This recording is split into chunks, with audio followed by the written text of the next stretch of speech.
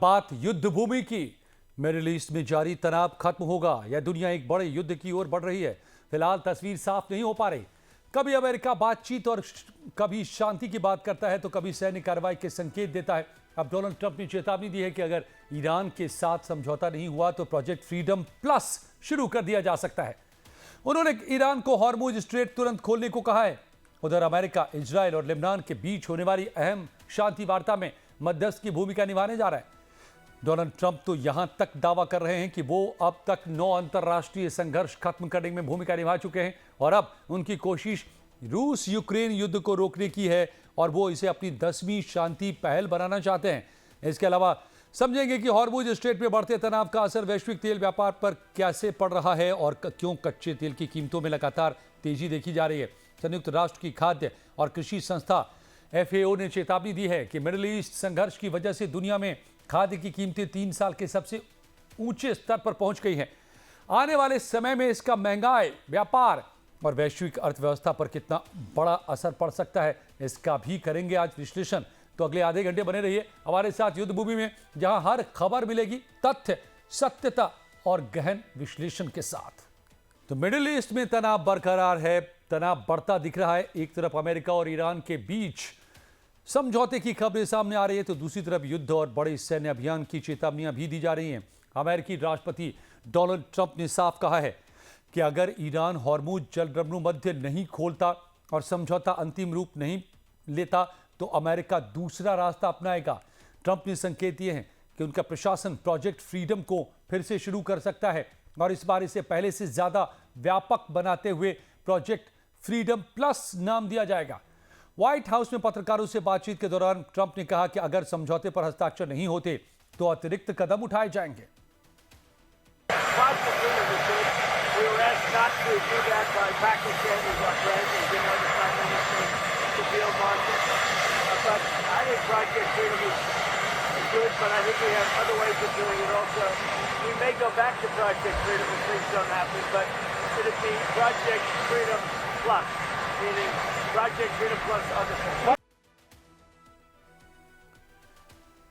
हालांकि दूसरी खबर यह भी है कि अमेरिका और ईरान युद्ध खत्म करने के लिए संभावित समझौते के करीब पहुंच चुके हैं। अमेरिका को उम्मीद है कि अगले 48 घंटे में ईरान कई अहम मुद्दों पर अपनी प्रतिक्रिया देगा, लेकिन फिलहाल तस्वीर पूरी तरह साफ नहीं है। हॉर्मुज जलमध्य दुनिया के सबसे अहम तेल व्यापार मार्गों में गिना जाता है। यहां बढ़ता तनाव वैश्विक अर्थव्यवस्था के लिए चिंता का कारण बना हुआ है। इसके पहले ट्रंप ने प्रोजेक्ट फ्रीडम को अस्थायी तौर पर रोकने की घोषणा की थी और कहा था कि यह फैसला पाकिस्तान समेत कई देशों के अनुरोध पर लिया गया। अब सबसे बड़ा सवाल यही है कि आखिर ट्रंप की रणनीति क्या है। क्या अमेरिका दबाव बनाकर समझौता चाहता है या फिर बड़े सैन्य अभियान की तैयारी कर रहा है।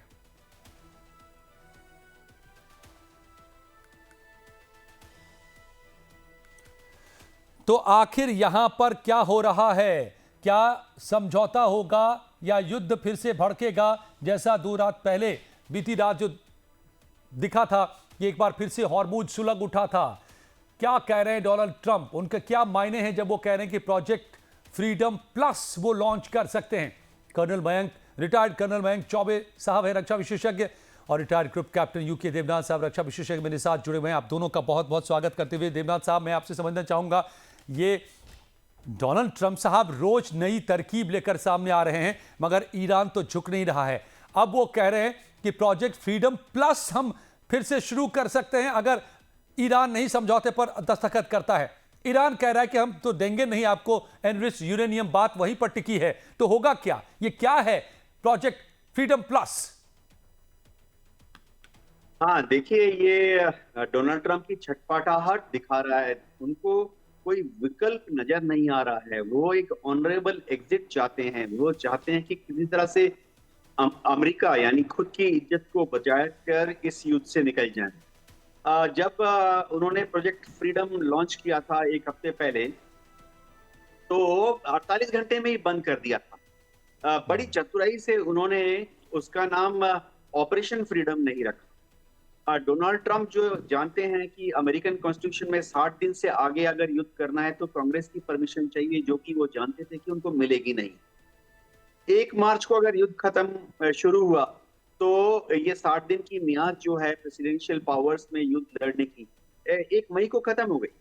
तो डोनाल्ड ट्रंप ने चतुराई से ऑपरेशन फ्रीडम नाम नहीं दिया, कि ऑपरेशन का मतलब होता है फौजी भाषा में युद्ध, लीगल टर्मिनोलॉजी में भी युद्ध। तो उन्होंने इसका नाम दे दिया प्रोजेक्ट फ्रीडम। अजय जी, इससे उन्होंने ये कलर देने की कोशिश की कि एक एडमिनिस्ट्रेटिव एक्सरसाइज, लेकिन जब उन्होंने इसके तहत जो एम था कि फारस की खाड़ी से, स्ट्रेट ऑफ हॉर्मुज से जो वहां पर जहाज फंसे हुए हैं दुनिया के अलग अलग देशों के, जो कि तेल से और गैस से लोडेड हैं, उनको निकालने की कोशिश करें अमेरिका की नेवी के प्रोटेक्शन में, तो अजय वो तुरंत फेल हो गया। ईरान ने तुरंत अपने यहाँ से ड्रोन्स दागे, ईरान ने तुरंत अपने यहाँ से एंटी शिपिंग मिसाइल दागे, और जो प्रोजेक्ट था फ्रीडम, उसको अमेरिका को कॉल ऑफ करना पड़ा। अब वो बोल रहे हैं प्रोजेक्ट फ्रीडम प्लस। इसका क्या मतलब है? वो चाहते हैं कि दुनिया के अलग अलग देश की जो नेवीज हैं वो आके सहयोग करें स्ट्रेट ऑफ हॉर्मुज को खोलने में।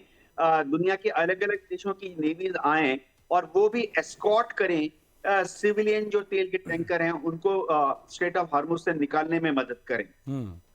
लेकिन अजय जी, हो क्या रहा है? दुनिया का एक भी देश, अमेरिका के मित्र देश भी, कोई भी सामने नहीं आया। किसी ने अभी तक भी अपनी नेवी का छोटा सा जहाज भी, पानी का जहाज या वॉरशिप, अमेरिका के प्रोजेक्ट फ्रीडम प्लस के लिए योगदान नहीं दिया है जी। और तो क्या ये प्लस के नाम पर युद्ध को ही आगे बढ़ाने की मजबूरी होगी डोनाल्ड ट्रंप की? युद्ध का नाम बदल के उन्होंने प्रोजेक्ट कर दिया है, ऑपरेशन का नाम बदलकर। कर्नल, मैं आपसे समझना चाहूंगा, देखिए आज एक बड़ी दिलचस्प रिपोर्ट छपी है वॉशिंगटन पोस्ट में, और वो CIA की लीक रिपोर्ट को आधार बनाया गया है, जिसमें कहा गया है कि डोनाल्ड ट्रंप कह रहे हैं कि ईरान बिखर रहा है ब्लॉकेड की वजह से, और ये CIA की रिपोर्ट बता रही है, जैसे वॉशिंगटन पोस्ट बता रहा है, कि अभी कम से कम 90 से 120 दिन यानी 3 से 4 महीने ईरान जस का तस बना रहेगा, उसका फाइनेंशियल ब्रेकडाउन नहीं होगा। तो मतलब बाजी कार्ड डोनाल्ड ट्रंप के हाथ खाली हैं, ब्लॉकेट भी उनका बेकार जाता दिख रहा है। ईरान क्यों झुकेगा? ईरान क्यों मानेगा? अजय जी, ईरान सिर्फ एक सूरत पर हार मान सकता है कि अगर उसकी IRGC के बीच वो दो फाड़ हो जाए, और उसके संकेत जो हैं वो आ रहे हैं। मेरे सोर्सेज ने खबर दी है कि राष्ट्रपति पेजेश्कियां जो हैं वो सुप्रीम लीडर इस समय तो मुश्तबा हैं, किस हाल में है किसी को पता नहीं है, उनसे उनकी भेंट हुई है, और आनन फानन में IRGC ने ये कहा है कि ऐसी कोई भेंट नहीं हुई है। तो यहां पर मुझे डाइकोटोमी दिख रही है उनकी लीडरशिप में।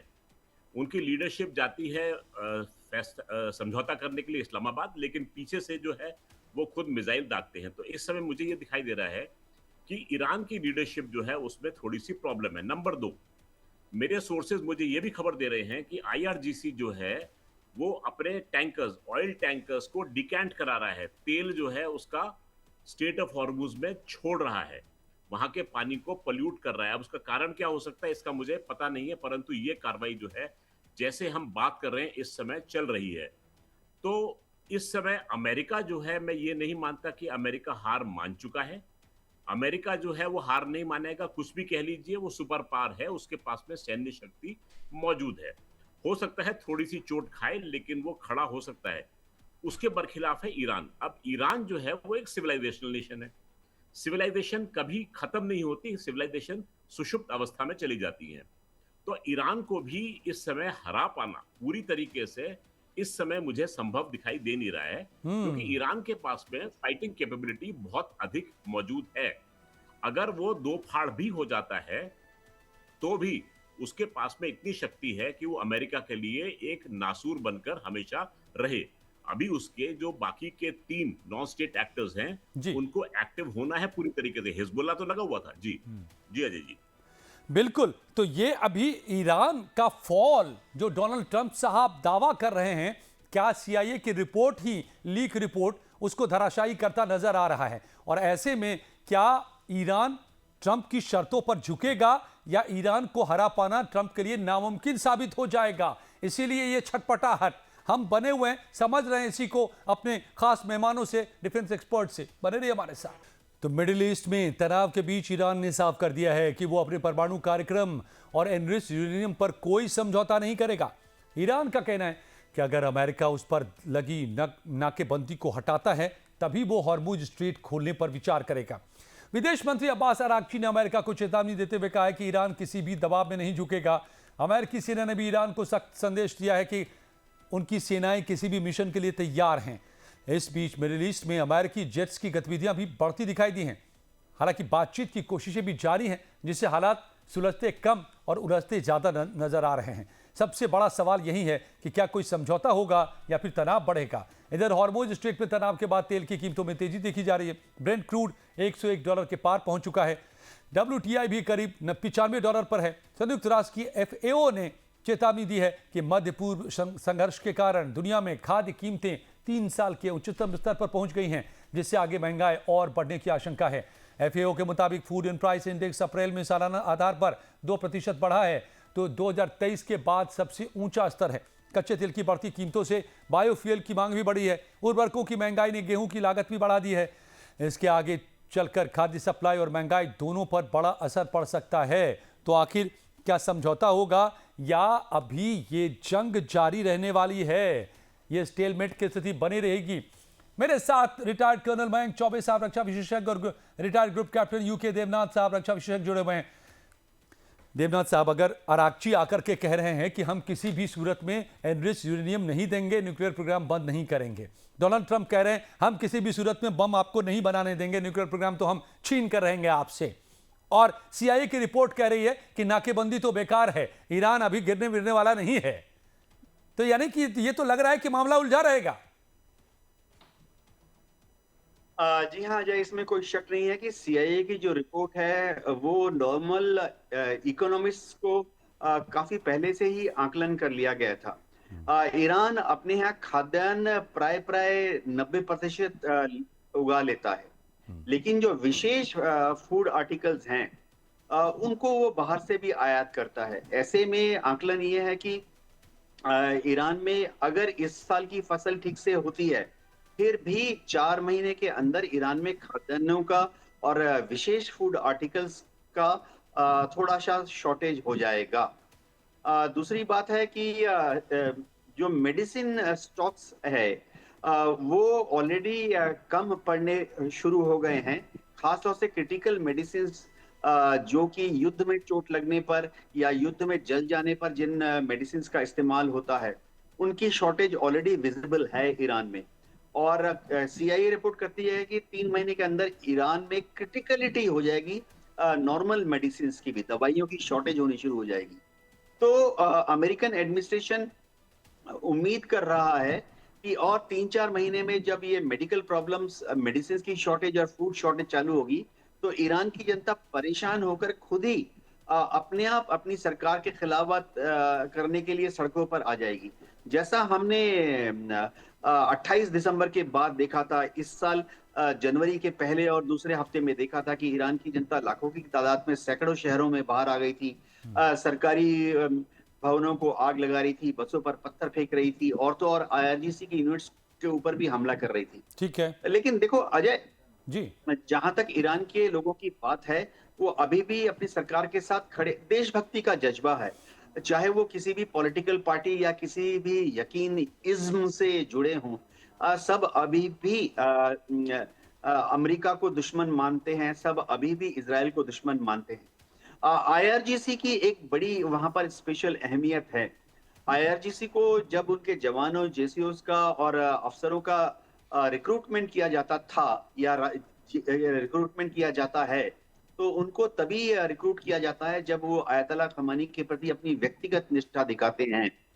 तो IRGC मजबूती से खड़ी है। अजय देखो, IRGC को मालूम है कि अगर ईरान ये युद्ध हार जाता है, मैं IRGC के जनरल्स की बात कर रहा हूँ, कर्नल्स की बात कर रहा हूँ, कर्नल मयंक हमारे साथ हैं यहाँ पर, उनकी दुविधा ये है कि उनको सबको मालूम है कि अगर ईरान ये युद्ध हार जाता है तो अगला कदम होगा ईरान में इस तरह का एक सरकार का गठन जो कि प्रो अमेरिका होगी, चाहे वो अंदर से खड़ी करे या बाहर से पैराशूट से ड्रॉप करे अमेरिका। और जिस दिन अजय तेहरान में एक नई प्रो अमेरिका सरकार का गठन हुआ, उनका पहला काम होगा आईआरजीसी के टॉप कमांडर्स को, मिडिल रैंकिंग ऑफिसर्स को ढूंढ ढूंढ के उनको न्यूट्रलाइज करना। उनके सबको उनकी प्रॉपर्टीज छीन ली जाएगी, उनके बैंक अकाउंट बंद कर दिए जाएंगे, आईआरजीसी के ऑफिसर्स के जो सरकारी क्वार्टर हैं वो खाली करा लिए जाएंगे, आईआरजीसी के ऑफिसर्स को जेल में भेज दिया जाएगा, उनके परिवारों के ऊपर यातनाएं चालू हो जाएंगी, उनको विदेश भागने का मौका नहीं दिया जाएगा। तो यानी कि इसलिए आईआरजीसी, इसका जानती मतलब आईआरजीसी के लिए करो या मरो की हालत है देवनाथ साहब, और वो नहीं, अब इसीलिए किसी भी सूरत में वो सरेंडर करने की बात नहीं करेंगे। और यही ये दिखाई भी दे रहा है, जिसका जिक्र कर रहे थे कर्नल मयंक, कि आईआरजीसी वहां पर किसी भी समझौते में झुकने के लिए बिल्कुल तैयार नहीं है। और पीछे से अगर शांति की कोशिश होती है, जो वहां के लिबरल्स हैं, तो पीछे से मिसाइलें छूटनी शुरू हो जाती है हॉर्मुज में और तनाव बढ़ा दिया जाता है कर्नल मयंक।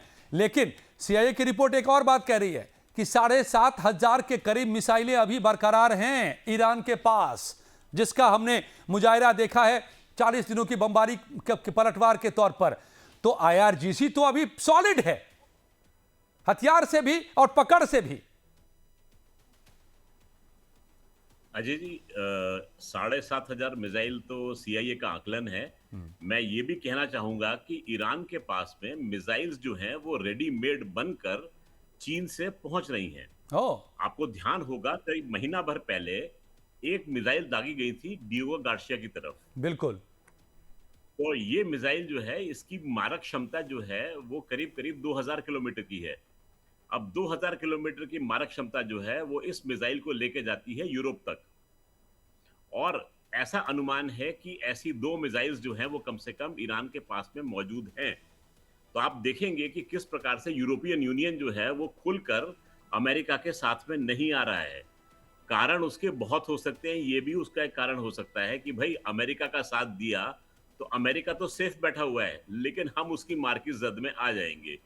तो इस समय कोई भी भाईचारा दिखाना नहीं चाह रहा, कोई भी भाई अपने भाई के लिए चारा बनना पसंद नहीं करता। इस बात को लिख के ले लीजिए। तो यूरोप भी अपने हित साध कर चल रहा है। ईरान के पास में मिसाइल्स का जखीरा, मेरा मानना है, निर्बाध रूप से चीन से पहुंच रहा है। और उसके पास में न सिर्फ मिसाइल्स पहुंच रही हैं, उसके पास में एयर डिफेंस सिस्टम पहुंच रहा है, उसके पास में मिसाइल्स के लिए फ्यूल पहुंच रहा है, क्योंकि जो वो लिक्विड फ्यूल मिसाइल फायर करता है उसको रिफ्यूल करने की आवश्यकता पड़ती है, क्योंकि वो मिसाइल जो है वो स्टेट में होती है। तो इसके पास में रसद सामग्री पहुंच रही है। और दूसरी बात अजय जी, हम ये ना भूलें, पाकिस्तान से भी रास्ते खुल गए हैं जी ना। ईरान बहुत समय तक सैंक्शंस में रहा है। जो देश सैंक्शन में रहता है वो अपने आप में आत्मनिर्भर बन जाता है। हमने इसका एक नमूना अपने देश में देखा था। 98 के बाद में हमारे देश के ऊपर कितने सैंक्शंस लगाए गए थे और भारत ने किस कदर प्रोग्रेस किया था उस टाइम पे। तो ईरान का भी यही हाल है, बहुत देर तक सैंक्शंस में रहा। सैंक्शंस में उसकी डोमेस्टिक प्रोडक्शन फैसिलिटी और अपनी इनोवेशन जो है वो बहुत ऊंची पहुंची है। शाहिद ड्रोन जो है उसका एक बहुत बढ़िया एग्जाम्पल है। सस्ता ड्रोन शाहिद 156, क्या क्षमता है, मारक क्षमता, एक मोटरसाइकिल का इंजन लगा के उड़ता है वो, और उसने कहर ढाके रखा है इस पूरे युद्ध में। तो आप देखिए कि ईरान के पास में मिसाइल अगर 7,500 हैं तो मुझे ताज्जुब नहीं होगा। ये जो सीआईए की रिपोर्ट है, मैं एक फैक्ट करेक्ट कर दूं, ये स्लिप ऑफ टंग था मेरा, 70 to 75% अब मिसाइल जितना भी कैपेसिटी थी वो अभी बरकरार है, ये कहा है ये सीआईए की रिपोर्ट जो बता रहा है, जो वॉशिंगटन पोस्ट बता रहा है। एक लास्ट मिनट सर, देवनाथ साहब, आपको लगता है कि इन तमाम हालातों के मद्देनजर ट्रंप साहब की चलने वाली है और समझौते की टेबल पे अपने मनमाफिक समझौता वो करवा पाएंगे ईरान से, जो वो कहते दावा करते नजर आ रहे हैं या धमकाते नजर आ रहे हैं?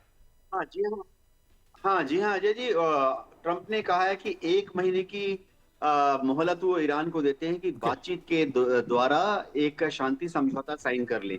इसमें कोई शक नहीं है कि इस 1 महीने में वो अपना ईरान का जो 400 किलो का यूरेनियम है उस पर अमेरिका का कंट्रोल हो गया, इसको वो नरम कर लेंगे।